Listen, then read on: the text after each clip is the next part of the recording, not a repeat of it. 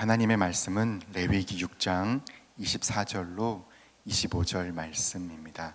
레위기 6장 24절로 25절 말씀입니다. 우리 함께 봉독하겠습니다. 여호와께서 모세에게 말씀하여 이르시되 아론과 그의 아들들에게 말하여 이르라. 속죄제의 규례는 이러하니라.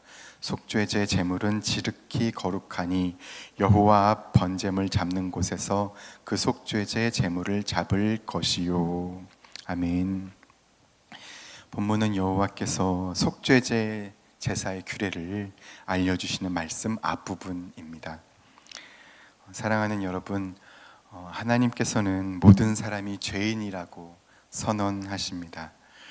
율법은 궁극적으로 모든 사람의 입을 막고 모든 사람을 하나님의 심판 아래로 이끌고 간다고 하셨습니다. 율법으로 하나님 앞에 의롭다 하심을 얻을 육체가 없나니 율법으로는 죄를 깨달음이니라.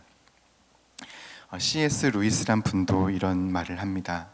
이 땅에선 약간의 차이와 방향의 차이가 있겠지만 영원이라는 시간의 관점에서 보면 인간은 누구도 우습게 여기거나 소홀히 대할 수 있는 존재가 아니라고 합니다. 너무도 섬뜩하고 두려운 존재, 악마 같은 존재가 될 수 있다고 경고합니다. 그러니까 인간은 죄인이기에 아직 덜 갔을 뿐이지 극단으로 가면 그 운명이 처참하다는 것입니다. 인간의 죄인의 기정된 운명은 죄 자체이고 심판입니다. 죄는 정말 인간을 파괴시킵니다. 이 역사를 봐도 그렇습니다. 중풍병 든 한 친구를 네 친구가 메고서 예수님께로 데려왔습니다. 그때 예수께서 말씀하셨습니다. 내 죄사함을 받았느니라. 병하고 아무 관계 없잖아요. 중풍병인데 뜬금없이 내 죄사함을 받았느니라 말씀하셨습니다. 왜 그러셨을까요? 예수님의 그 말씀을 듣고 그 사람이 벌떡 일어납니다. 그 사람의 문제는 몸에 피가 안 도는 게 문제가 아니라 근원적인 문제는 그게 아닙니다. 그 사람 속에 자신이 지은 지난날의 죄, 그 죄책이 본질적인 문제의 뿌리였습니다. 예수께서 그걸 풀어주신 것입니다. 속죄제 되시는 예수께서 내 죄사함을 받았느니라 그 한 말씀에 풀리는 것입니다. 죄의 문제는 인간의 실존의 문제이고 근본적인 문제입니다. 주님께서 세상 죄를 지고 가는 어린 양이십니다. 그래서 오늘 본문에 하나님께서 속죄제를 우리 인간에게 말씀해 주십니다. 구체적으로 속죄제는 이렇게 드려집니다. 먼저 속죄제 드리는 사람이 제물을 이끌고 그 짐승, 제물되는 짐승을 이끌고 옵니다. 번제물 잡는 곳 성막 입구에서 하나님 앞에 그 제물을 잡습니다. 구체적으로는 죄인이 제물되는 짐승의 머리에 손을 얹고 기도합니다. 자신의 죄를 그 짐승에게 전가하는 기도입니다. 죄를 전가받은 짐승은 죽습니다. 짐승은 죄인과 동일시 되는 것입니다. 생명이 생명을 대신하는 것입니다. 그 제물이 나를 대신해 죽습니다. 내 대신 피 흘림으로 내가 속죄받습니다. 제물의 희생으로 죄인이 속죄받는 제사, 속죄제입니다. 속죄제에서 하나님이 바라시는 것이 무엇일까요? 하나님께서 구하시는 제사는 상한 심령이라 상하고 통회하는 마음을 주께서 멸시치 아니하시리이다. 나 대신 죽는 제물 앞에 가져야 할 단 한 마음은 상한 심령, 상하고 통회하는 마음입니다. 죄를 아파하는 죄에 대한 각성, 고통하는 회개의 마음, 그걸 구하십니다. 상하고 통회하는 마음을 주께서 멸시치 아니하신다. 역으로 말하면 상한 마음, 상하고 통회하는 마음 없는 예배를 주께서 그 제사를 멸시하겠다는 말씀이 됩니다. 이 속죄제는 하나님의 아들 예수의 십자가 죽음을 가리키고 있는 제사였습니다. 제물의 죽음은 예수 십자가의 그림자였습니다. 주님께서 십자가의 속죄 제사를 자기 생명을 다해서 드리셨습니다. 우리 죄사함은, 우리의 구원은 오직 예수의 속죄제 위에 있습니다. 예수께서 우리를 사랑하셔서 제물이 되어주셨습니다. 우리가 아직 죄인일 때 우리 죄를 대신하셨습니다. 여호와께서 우리 모두의 죄악을 그에게 담당시키셨도다. 죄 없는 예수, 그를 죄를 지게 하신 겁니다. 하나님의 아들을 십자가에 주시기까지 우리를 하나님께서 사랑하셨습니다. 그가 우리를 위하여 목숨을 버리셨으니 우리가 이로써 사랑을 알고 우리도 형제를 위하여 목숨을 버리는 것이 마땅하도다. 십자가 앞에서 가장 슬픈 죄가 무엇일까요? 사랑하지 않음입니다. 그 사랑을 입고서도 큰 사랑에 비쳤으면서도 타자를 미워하는 죄, 사람을 험담하는 죄, 그건 십자가 앞에서 가장 큰 죄입니다. 2019년 7월에 저는 밤마다 산책을 하고 자전거도 타고 운동도 하고 노래도 부르고 지냈습니다. 그러나 바로 그 시기에 제가 삶을 즐기고 있는 그곳에서 멀지 않은 땅에 한 여성과 6살 어린아이가 배고파서 눈물을 흘리며 내일의 문턱을 넘지 못하고 둘이 떨고 있었습니다. 뒤늦게 그녀와 아이가 아사했다는 것을 알았을 때 저는 저의 삶이 곧장 범죄인 것을 알았습니다. 뭐가 죄입니까? 예수의 말로 하면 문 밖에 소외된 배고픈 이가 굶주렸는데 그 상처로 병원도 못 가고 걔가 그 상처를 핥고 있는데 좋은 것 먹고 기름진 것 먹고 있는 것, 그것이 곧 죄악입니다. 예수의 말로 하면 지옥으로 갈 죄입니다. 제가 지금 무슨 낯짝으로 예수에 대하여 이러쿵저러쿵 말하고 있는지 부끄럽기 짝 없지만, 이렇게 살고 있는 게 사는 게 아니지만 무엇이라도 갚아야 하기에 살고 있습니다. 아사의 소식들은 계속 들려오고 있습니다. 매년 들립니다. 고린도후서 4장 5절입니다.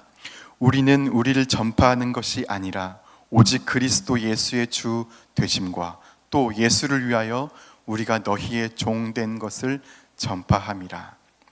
바울에게 있어 전도란 예수의 주인 되심을 전하고 예수의 주인 되심으로 말미암아 내가 세상에 너희의 종 된 것을 전파한다 하였습니다.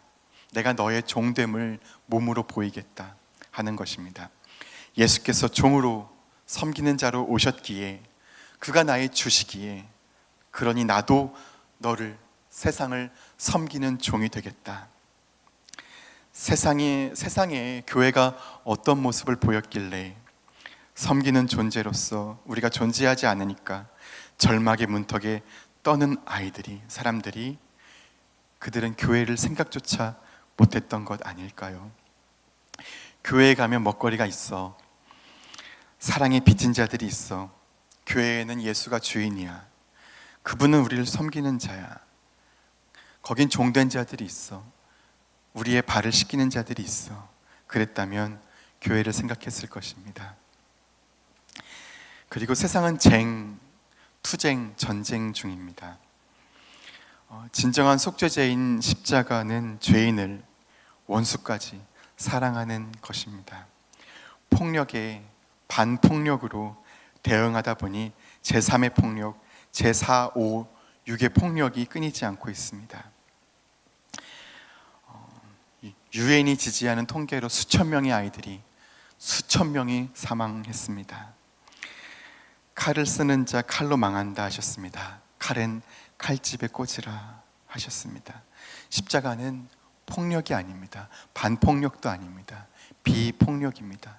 너를 죽이는 게 아니라 나를 죽여 너를 살리는 것입니다. 평화의 길입니다. 생각해 보십시오. 총리가 반대편 수장을 만나서 먼저 용서를 구하고 사죄하고 진정한 마음을 전달했다면 어땠을까요? 우리 형제 아닙니까? 아브라함과 이삭과 이스마엘 형제 아닙니까? 우린 유일신을 믿지 않습니까? 유일신이 무엇입니까? 그분밖에 없다는 것입니다. 그분 외에 다른 이가 없다는 것입니다. 한 분 하나님밖에 없습니다. 전부 그분의 자식 아니겠습니까? 그것이 유일신 사상입니다. 우리 형제잖아. 전쟁하지 말자. 더는 사람들, 아가들 죽게 내버려 두지 말자. 잘못했던 걸 정말 사죄하고 용서해줘. 다시는 그런 짓 하지 말고 하나님 앞에 죄 안 짓기로 약속하고 평화의 길을, 대화의 길을 모색하고 걸어간다면 얼마나 좋습니까? 예수는 세상의 희망입니다. 이 십자가 속죄의 사랑은 세상의 희망입니다.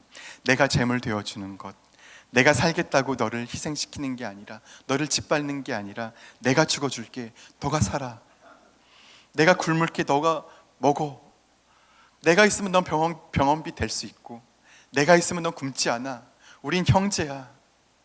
내가 죽어줄 수 있는 세상, 너를 위해 사는 세상, 바울의 말대로 예수님의 주인 되심으로 말미암아 내가 세상의 종 되는 그것을 전파하기 위해서 살았다는 것입니다. 우리가 세상의 빛이고 역사의 희망입니다. 교회는 이 땅에 예수 그리스도의 몸입니다. 주께서 우리 죄를 그분의 가슴에 품고 속죄의 제물이 되셨습니다. 우린 십자가 사랑으로 값주고 사신 바 되었습니다. 우리 몸은 우리의 것이 아닙니다. 그러므로 사랑하지 않음은 가장 큰 죄입니다. 하나님 말씀하십니다. 너희 자신을 거룩한 산 제물로 드리라. 나는 날마다 죽노라. 자기가 살고자 해서 타자가 고통스러운 세계 아니겠습니까? 내가 어떻게 하면, 어떻게 죽어주면 저 사람이 살까? 내가 어떻게 나를 비우면, 내가 어떻게 죽어주면 이 사회가, 이 역사가 살아날까? 누구든지 살고자 하는 자는 죽을 것이요 죽고자 하는 자는 살 것이라 하셨습니다. 소그룹 모임에서 한 주간 어떻게 살아왔어요? 이렇게 묻는 게 아니라 어떻게 죽어왔어요? 이렇게 물어야 하지 않을까요? 나는 날마다 죽노라 바울은 말합니다. 주님의 속죄제인 십자가 앞에서 우리의 갈 길을, 마땅한 길을 걸어서 세상이 교회에서 소망을 보고 예수 그리스도를 발견할 수 있기를 바랍니다. 기도하겠습니다. 주님, 속죄제에 주님의 큰 사랑 입고서도 사랑하지 않고 있는 것 죄송합니다. 미워하고 험담하고 우리가 어찌 이럴 수 있겠습니까? 하나님의 아들을 내주기까지 사랑하신 그 한 사람에게 우리는 어찌 폭력을 쓰고 있습니까? 주님, 저희에게 상한 심령을 통회하는, 고통하는 마음을 허락해 주시옵소서. 예수 그리스도의 사랑, 그 십자가의 사랑으로 살아가는 말씀 삶 공동체 성락 성결교회가 되게 하여 주옵소서. 예수님의 이름으로 기도드립니다. 아멘. 이 시간 다음과 같은 기도의 제목으로 기도드리겠습니다. 지금 들은 말씀이 내 삶으로 이어지게 하옵소서. 동네 세매줄 성경 말씀 묵상과 소그룹 모임을 통해 말씀이 삶이 되게 하옵소서. 동소은 3기 훈련을 통해 말씀 삶 운동이 왕성하게 하옵소서. 전쟁으로 고통당하는 사람들을 긍휼히 여기시고 평화를 내려 주옵소서. 육체의 질병과 마음의 질병으로 고통받는 성도들에게 은혜와 평화를 내려 주옵소서. 수험생, 취업준비생들에게 필요한 지혜와 인내를 주셔서 준비하고 노력한 대로 좋은 열매를 얻게 하옵소서. 공동 기도문의 기도 제목과 각자의 기도 제목을 따라 기도하시다가 삶의 자리로 나아가시겠습니다. 기도하겠습니다. 주님 감사합니다. 주님